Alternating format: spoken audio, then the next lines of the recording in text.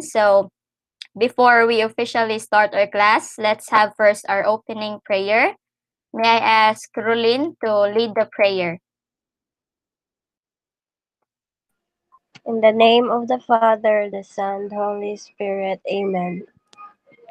Dear Lord Jesus, we are excited to learn more about you, to read the Bible and hear stories. Thank you that we can play games together. Thank you that we can create and make things that remind us of you. Amen. In the name of the Father, and of the Son, and of the Holy Spirit. Amen. So before I start my discussion, let me ask you something, and I will show two pictures, and if you know the answer, kindly unmute your mic. So first, does anyone know what is this?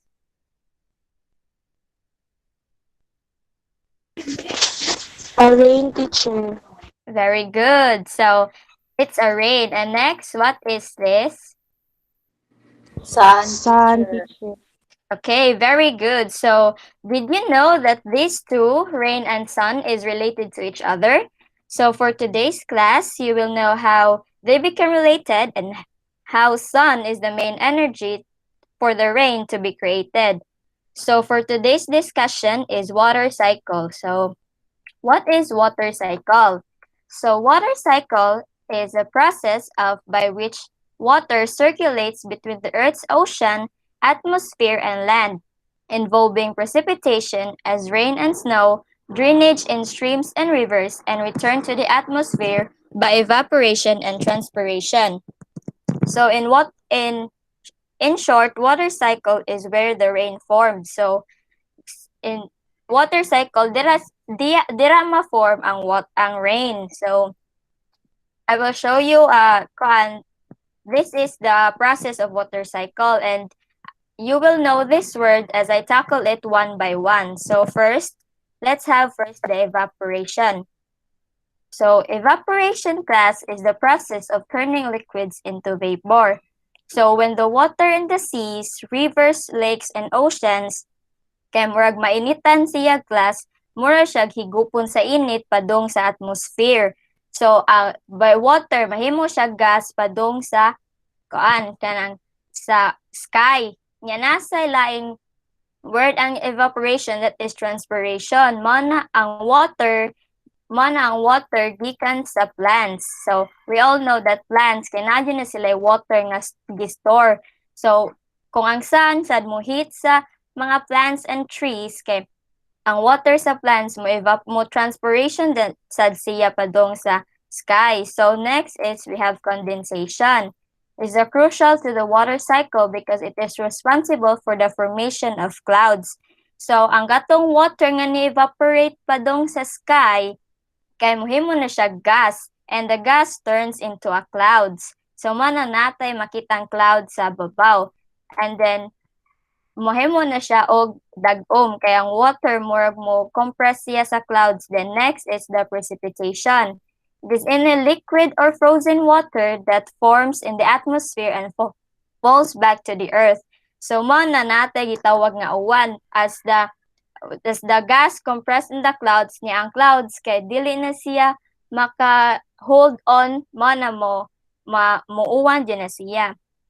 And lastly, we have the percolation. It is the movement of the water through the soil. So, ang uwan, ari man dyan na padung sa ubos, sa land. So, ang land, mo absorb sa water, padung na sana siya dito sa mga oceans, lakes, and etc. So, in summary, evaporation is the process where the water from the seas, river, lakes, ocean, and glaciers evaporate by the use of the heat from the sun, same as transpiration. But ang nakalahi nila ang transpiration gikan sa trees and the plants. And next, we have the condensation. Mano ni ang gas turns into a cloud or a kanang rainy clouds. And next is the precipitation. Mano na ang time nga muuwan. Kanang ang clouds, dili na maka-hold on sa water or sa gas, mo na muuwan na siya padong sa ubos. And next is the percolation.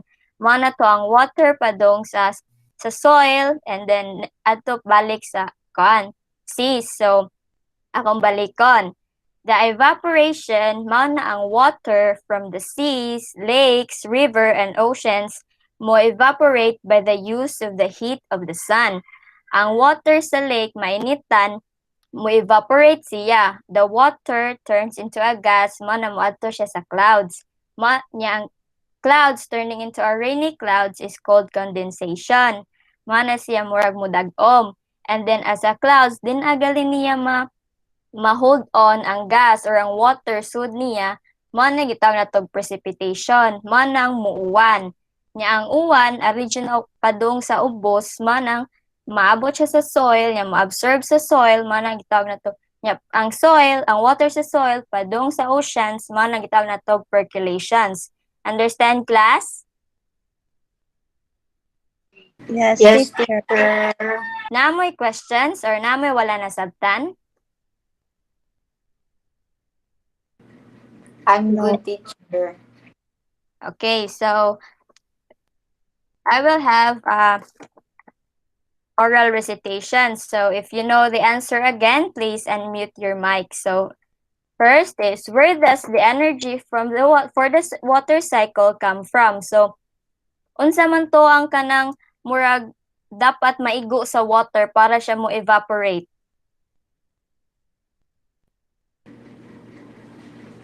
For me, teacher. Sige, go.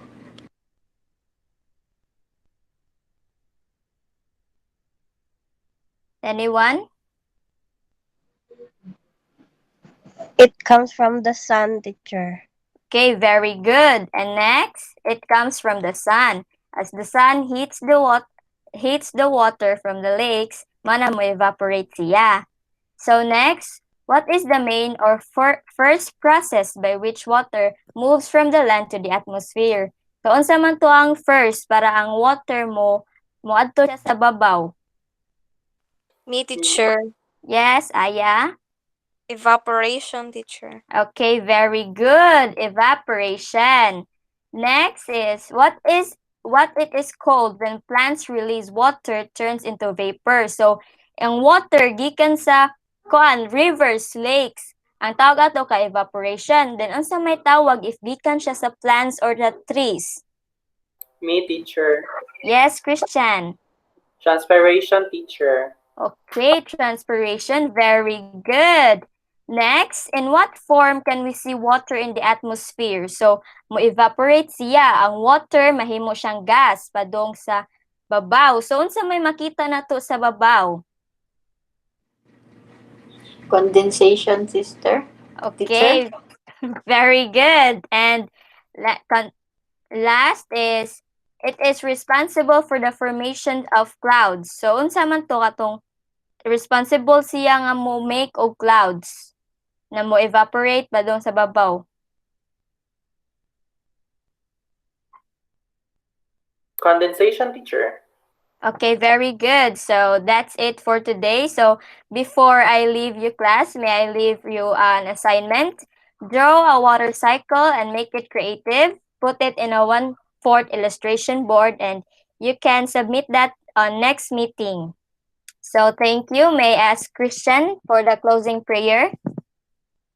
Let us put ourselves in the most holy presence of the Lord as we all say, in the name of the Father, of the Son, and the Holy Spirit. Amen. Dear God, thank you for the things we learned, experienced, and discovered through this day. Help us to remember it all. We ask this through Christ our Lord. Amen. In the name of the Father, of the Son, and the Holy Spirit. Amen.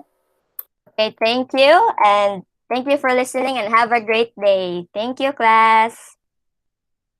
Thank you, teacher.